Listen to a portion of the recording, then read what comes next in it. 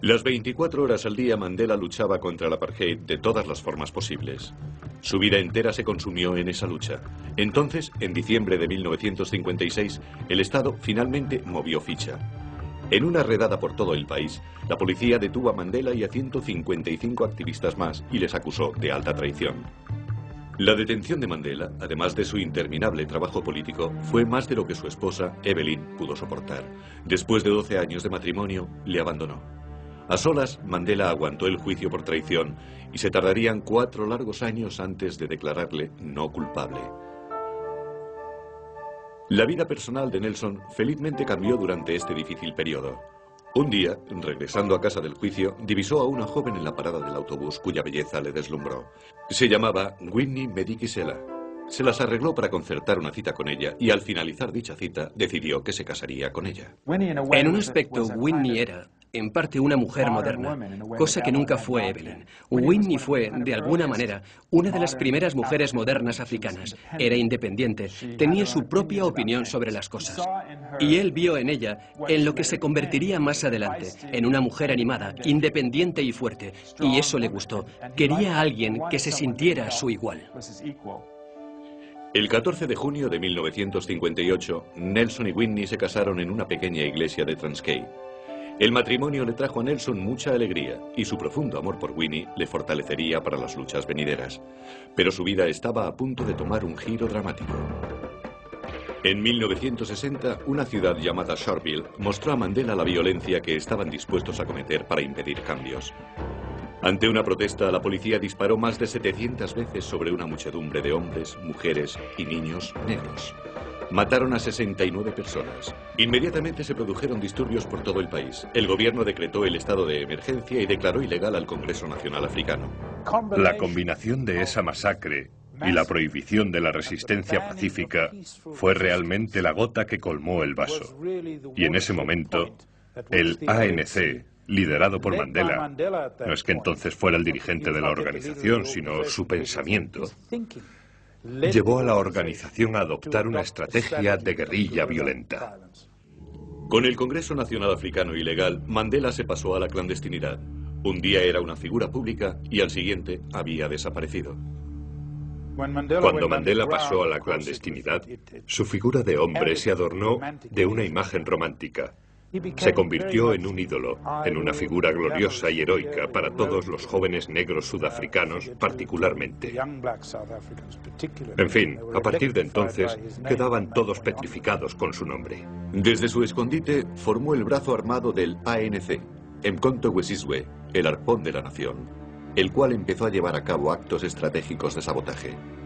Para Mandela, ser un comandante secreto significaba pasar la vida escapándose, donde cada movimiento debía ser cuidadosamente planificado.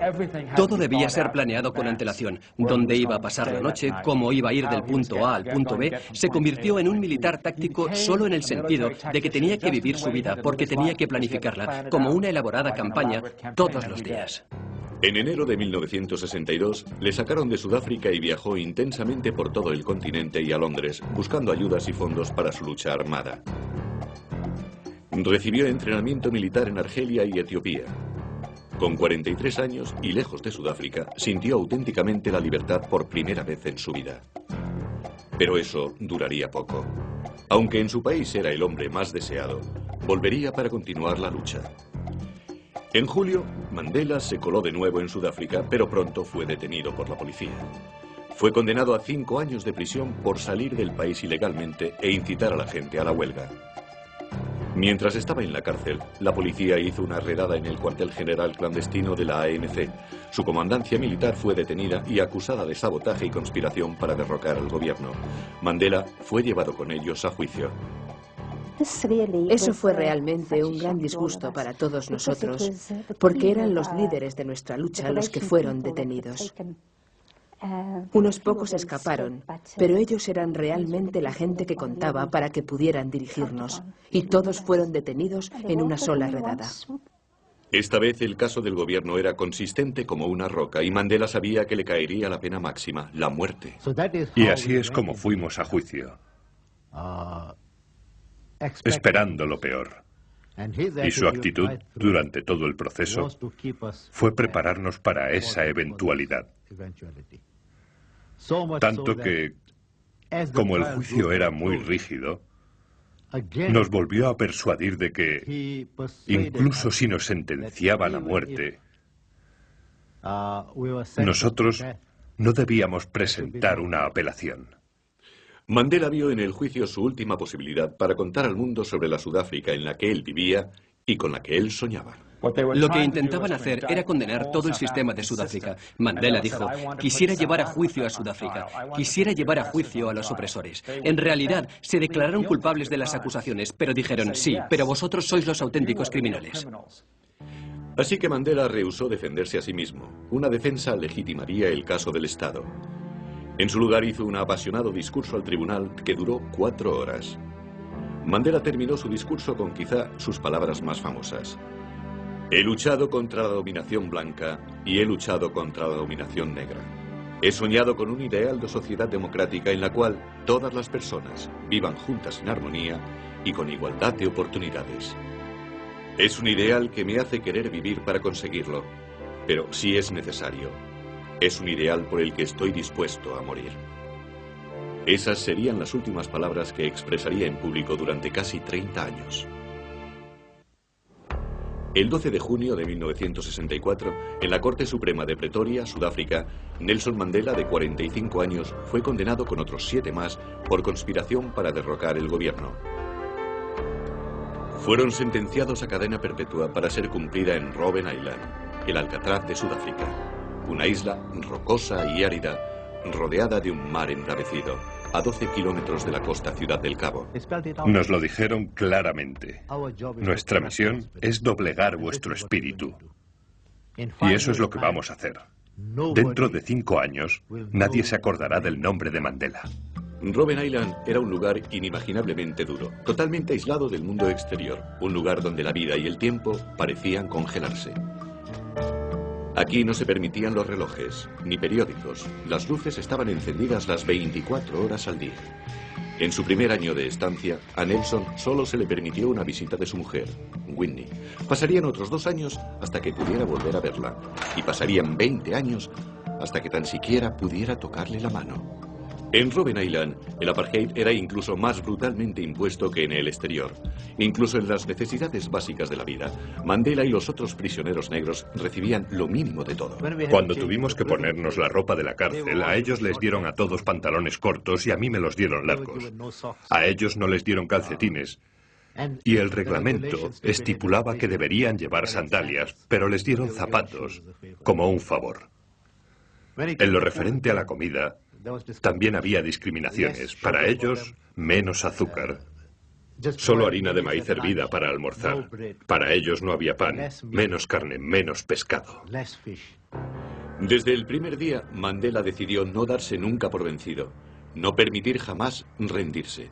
Nunca se sometería a la falta de respeto o malos tratos. Al contrario, pediría el respeto debido a cualquier hombre.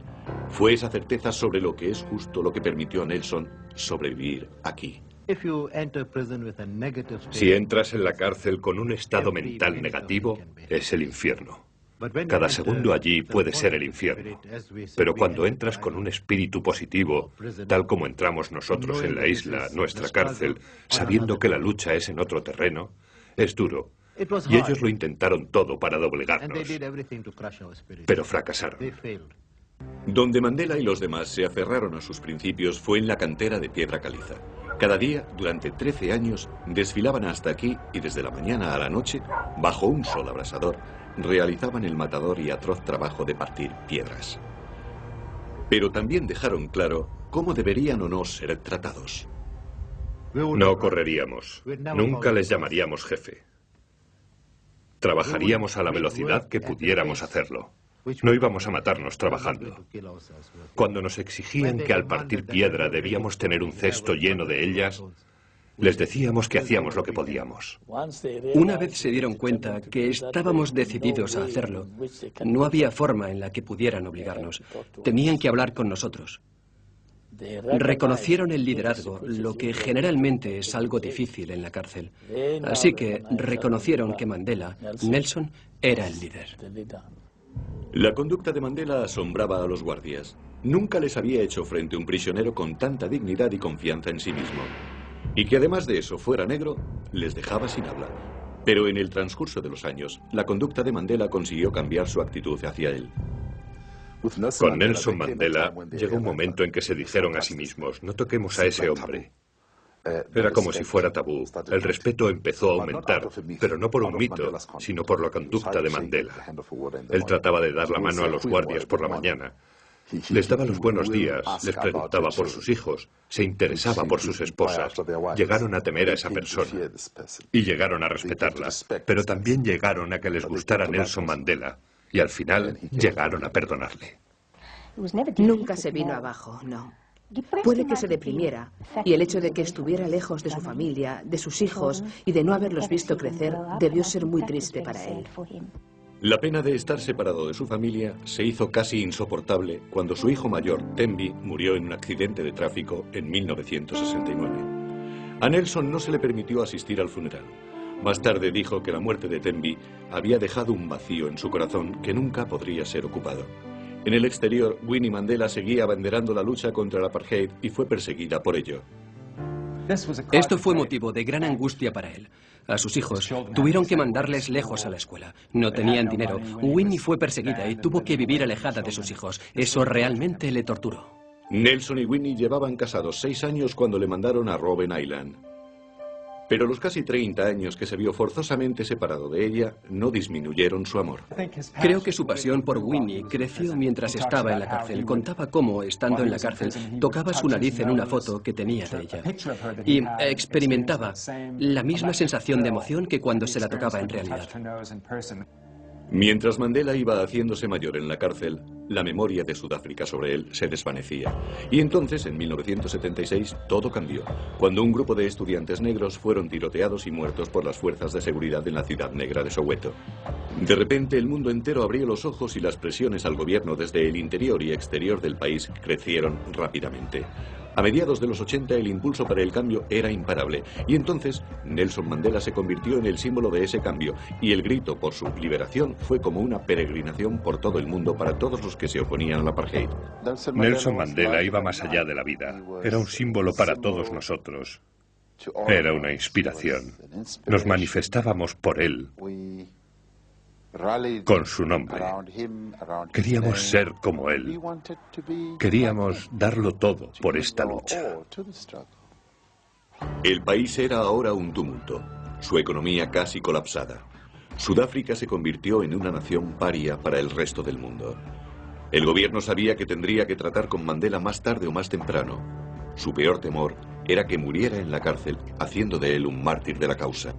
En 1985 se tomó un paso decisivo. Se liberaría a Nelson Mandela si él renunciaba a la violencia, pero él rechazó la oferta categóricamente. My father says, I cannot and will not give any undertaking at a time when I and you, the people, are not free.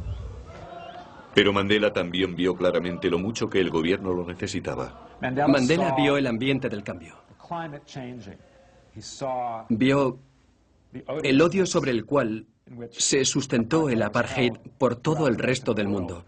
Vio que cambiaba la situación y que cambiaba a su favor.